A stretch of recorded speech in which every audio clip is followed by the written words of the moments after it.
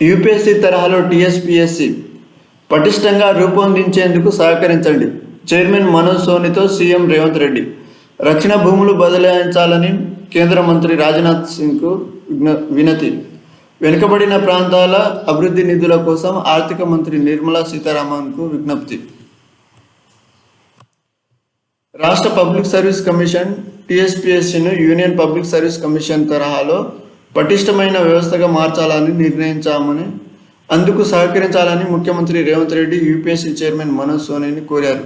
ఢిల్లీ పర్యటనలో ఉన్న ముఖ్యమంత్రి శుక్రవారం రాష్ట్ర నీటిపారుదల శాఖ మంత్రి ఉత్తమ్ కుమార్ రెడ్డి, ప్రభుత్వ ప్రధాన కార్యదర్శి శాంతికుమార్లతో కలిసి ఇక్కడ యూపీఎస్సీ భవన్లో చైర్మన్ మనోజ్ సోని, కార్యదర్శి శశిరంజన్ కుమార్లతో భేటీ అయ్యారు. ఇంతటి సుదీర్ఘ ప్రయాణంలో యూపీఎస్సీ ఎప్పటికప్పుడు నోటిఫికేషన్లు విడుదల చేసి నిర్దిష్ట కాల పరిమితిలోగా పరీక్షలు, ఇంటర్వ్యూలు నిర్వహించి పారదర్శకంగా నియామక ప్రక్రియ పూర్తి చేయడం అభినందనీయమని ప్రశంసించారు. యూపీఎస్సీ తరహాలో తెలంగాణ పబ్లిక్ సర్వీస్ కమిషన్ను తీర్చిదిద్దే అంశంపై గంటన్నర పాటు చర్చించారు. అవినీతి మరక అంటకుండా నియామకాలు పూర్తి చేయడానికి యూపీఎస్సీ అనుసరిస్తున్న విధానాల గురించి ముఖ్యమంత్రి అడిగి తెలుసుకున్నారు. నియామక ప్రక్రియలో నూతన విధానాలు పాటించాలని అనుకుంటున్నామని, అందుకు తగిన మార్గనిర్దేశం చేయాలని యూపీఎస్సీ చైర్మన్ను కోరారు. తాము ఈ ఏడాది డిసెంబర్ నాటికి 2 లక్షల ఉద్యోగ నియామకాలు చేపట్టాలని భావిస్తున్నామని, ఇందుకు తగ్గట్టు టీఎస్పీఎస్సీని సంపూర్ణంగా ప్రక్షాళన చేయాలనుకుంటున్నామని ఆయన దృష్టికి తీసుకెళ్లారు. గత ప్రభుత్వం కమిషన్ను రాజకీయ పునరావాస కేంద్రంగా మార్చినట్లు తెలిపారు.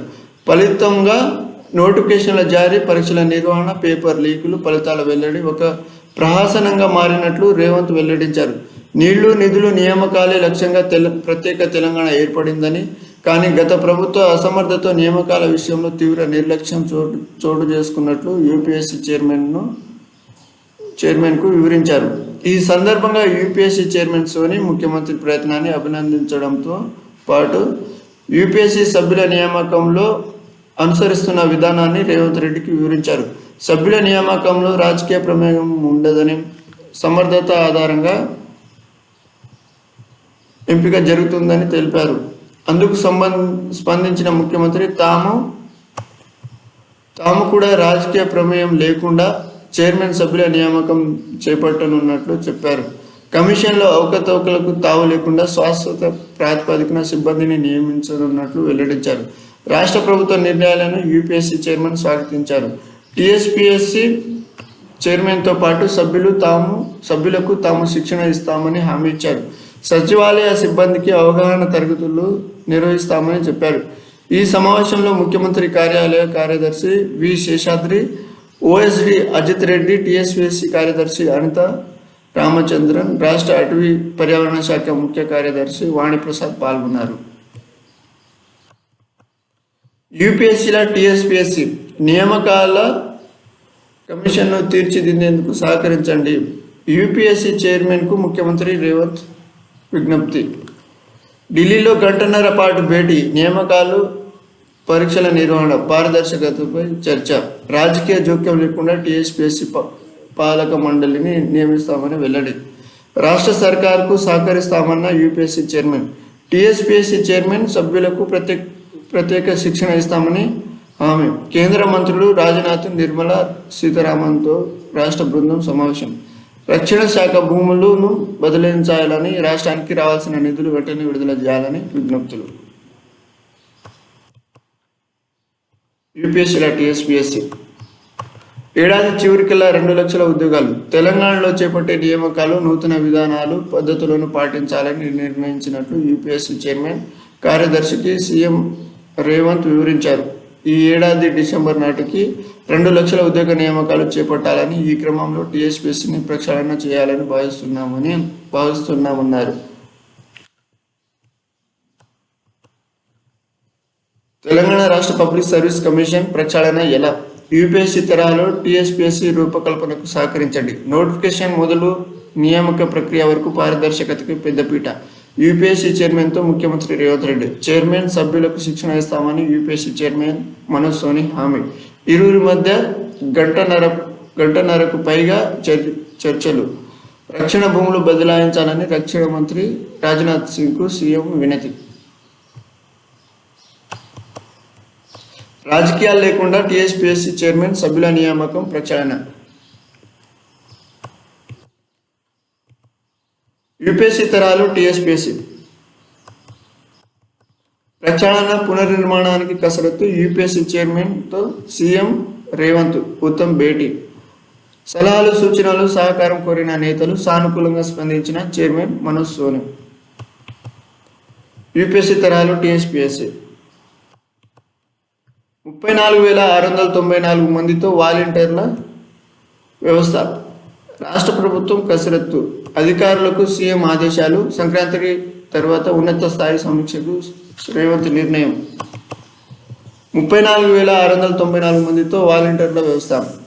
ఆంధ్రప్రదేశ్లో అమలవుతున్న విధంగా తెలంగాణలోను గ్రామ సచివాలయ వ్యవస్థను ఆవిష్కరించే దిశగా ప్రభుత్వం కసరత్తు చేస్తుంది.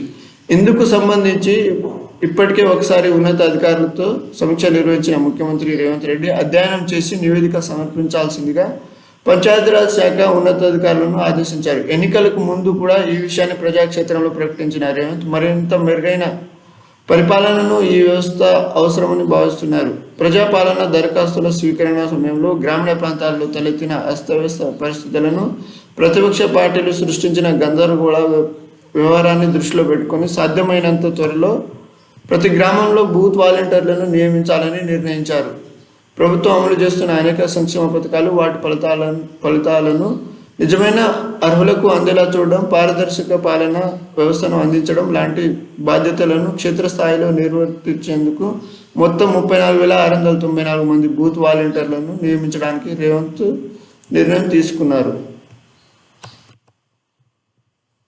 ఎన్ఓసీలు లేకుండానే వెరిఫికేషన్. స్టాఫ్ నర్సు రిక్రూట్మెంట్పై అభ్యంతరాలు. బోర్డుకు ఫిర్యాదు చేయనున్న నర్సింగ్ యూనియన్. 317 జీవో బాధిత స్టాఫ్పై ఫోకస్. నచ్చిన ప్లేస్ కోసం మళ్ళీ ఎగ్జాము. రూల్స్ బ్రేక్ అంటున్న మిగతా అభ్యర్థులు.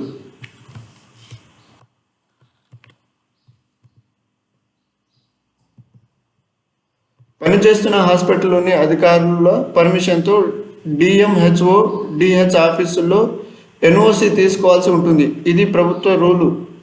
కానీ 317 బాధిత స్టాఫ్ నర్సులోని కొందరు ఈ రూల్స్ను బ్రేక్ చేస్తూ సర్టిఫికేట్ వెరిఫికేషన్కు హాజరైనట్లు తెలుస్తుంది. వాస్తవానికి కొత్త నోటిఫికేషన్కు అప్లై చేసే సమయంలోనే ఆ ఎన్ఓసి సమర్పించాల్సి ఉంటుంది. కానీ బోర్డు అధికారులకు తెలియకుండా జాగ్రత్తలు తీసుకొని కొందరు 317 బాధిత స్టాఫ్ నర్సులు కొత్త ఉద్యోగం కోసం పోటీ పడడం గమనార్హం. ఆధార్ కార్డుల ద్వారా ఇలాంటి వాళ్లను గుర్తించడం సులువేనని మెడికల్ బోర్డు ప్రభుత్వాన్ని తప్పుదోవ పట్టించినందుకు చర్యలు తీసుకునే అవకాశం కూడా ఉంటుందని ఓ అధికారి నొక్కి చెప్పారు.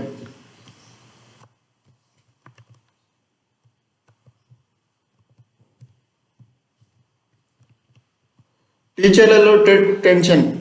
ఉత్తీర్ణత అవుతామా లేదా? ఏళ్ల తరబడి బోధిస్తున్నా పాస్ అయ్యేది కష్టమే. ఉపాధ్యాయులకు వేధిస్తున్న ఎన్సిటిఈ నిబంధన. ప్రత్యేక ఉపాధ్యాయ అర్హత పరీక్ష లేదంటున్న విద్యాశాఖ. డీడ్, బీడ్ అభ్యర్థుల పార్టీ రాయాలంటున్న అధికారులు. ఏప్రిల్లో టెట్ నిర్వహణకు ఏర్పాట్లు. మేలో ఉపాధ్యాయులకు పదోన్నతులు, బదిలీలు. విద్యాశాఖ కసరత్తు. ఉపాధ్యాయ అర్హత పరీక్ష టెట్ నిర్వహణకు పాఠశాల విద్యాశాఖ ఏర్పాట్లు చేస్తుంది. ఏప్రిల్లో టెట్ నిర్వహించాలని అధికారులు కసరత్తు చేస్తున్నారు. మేలో ఉపాధ్యాయులకు పదోన్నతులు, బదిలీలు చేపట్టాలని భావిస్తున్నారు. వచ్చే విద్యా సంవత్సరం ప్రారంభమయ్యేలోపు ఈ ప్రక్రియను పూర్తి చేయాలని ఆలోచిస్తున్నారు. ఇందుకు సంబంధించిన ప్రణాళికలను రూపొందించి రాష్ట్ర ప్రభుత్వ ఆమోదానికి పంపించాలని అధికారులు భావిస్తున్నారు. ఇంకోవైపు డిఎస్సి నిర్వహణకు ఏర్పాట్లు జరుగుతున్నాయి. టెట్ నుంచి మినహాయింపు ఇవ్వాలి. చావా రవి, ప్రధాన కార్యదర్శి, టీఎస్యూటీఎఫ్.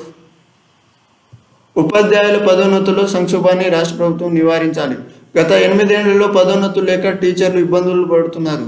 పదోన్నతులు పొందాలంటే ఎన్సిటిఈ నిబంధనల ప్రకారం టెట్ ఉత్తీర్ణులు కావాలనడం ఉపాధ్యాయులను తీవ్ర ఆందోళనకు గురి చేస్తుంది. పదోన్నతులకు టెట్ నుంచి మినహాయింపు ఇవ్వాలి, లేదా ఇన్ సర్వీస్ టీచర్ల కోసం ప్రత్యేకంగా టెట్ నిర్వహించాలి. అది వీలు కాకుండా కనీసం 5 ఏళ్ల వరకు ఉపాధ్యాయులు టెట్ ఉత్తీర్ణులు కావాలని నిబంధన విధించాలి. కట్టుదిట్టంగా టీఎస్పీఎస్సీ. ఇతర రాష్ట్రాల్లోనే అధ్యయన ప్రక్రియ వేగవంతం. కమిషన్కు పూర్వ వైభవం తీసుకొచ్చే దిశగా ప్రయత్నాలు.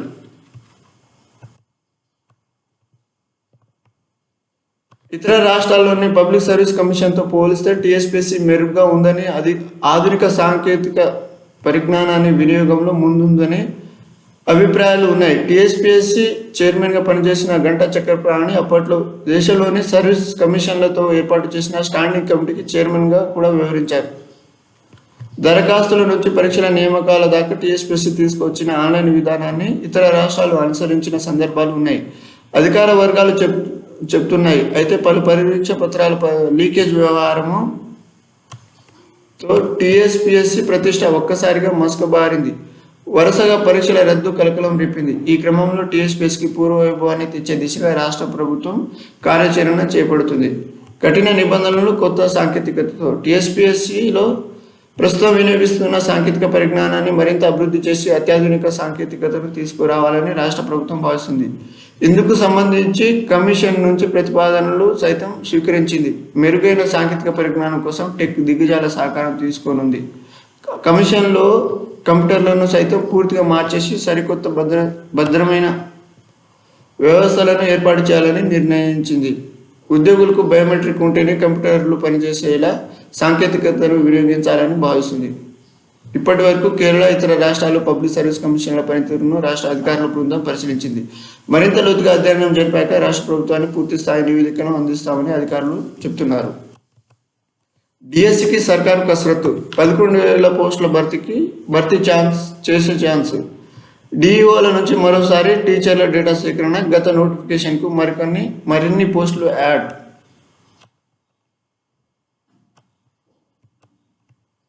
ఆరోగ్య శాఖలో భారీ రిక్రూట్మెంట్. 6,000 పోస్టుల భర్తీకి సర్కారు సన్నాహాలు. అన్ని పోస్టులకు ఒకేసారి నోటిఫికేషన్. తాము అధికారంలోకి వస్తే ఏడాదిలోనే 2 లక్షల ఉద్యోగాలు భర్తీ చేస్తామని కాంగ్రెస్ ప్రకటించింది. అధికారంలోకి వచ్చాక సీఎం రేవంత్ రెడ్డి కూడా ఇదే మాట చెప్పారు. ఈ ఏడాది చివరికల్లా ఉద్యోగాల భర్తీ పూర్తి చేస్తామని ప్రకటించారు. ఈ నేపథ్యంలోనే ఉద్యోగాల భర్తీకి అన్ని డిపార్ట్మెంట్ల ఖాళీలు వివరాలు సిద్ధమవుతున్నాయి. ఈ లెక్కన ఆరోగ్య శాఖలో 5,500 నుంచి 6,000 పోస్టులకు ఒకేసారి నోటిఫికేషన్లు వచ్చే అవకాశం ఉంది. ఇందులో సుమారు 3,000 డాక్టర్ పోస్టులు, ఇంకో 3,000 పారామెడికల్, అడ్మినిస్ట్రేషన్ సంబంధిత పోస్టులు ఉండనున్నాయి. 10 రోజుల్లో కొత్త స్టాఫ్ నర్సులు. ప్రస్తుతం 7,094 స్టాఫ్ నర్సు పోస్టులకు సంబంధించిన రిక్రూట్మెంట్ ప్రక్రియ కొనసాగుతుంది.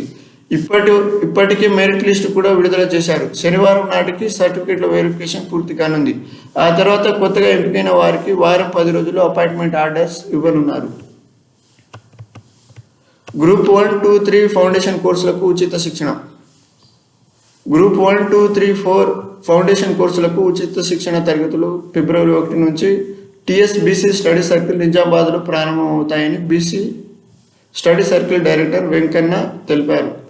ఉమ్మడి జిల్లాకు చెందిన అభ్యర్థులు ఈ నెల 8 నుంచి 20వ తేదీ వరకు TSBC study circle CGG in website ద్వారా దరఖాస్తులు చేసుకోవాలని, దరఖాస్తుదారులు తల్లిదండ్రుల వార్షిక ఆదాయం 5 లక్షల లోపు ఉండాలన్నారు.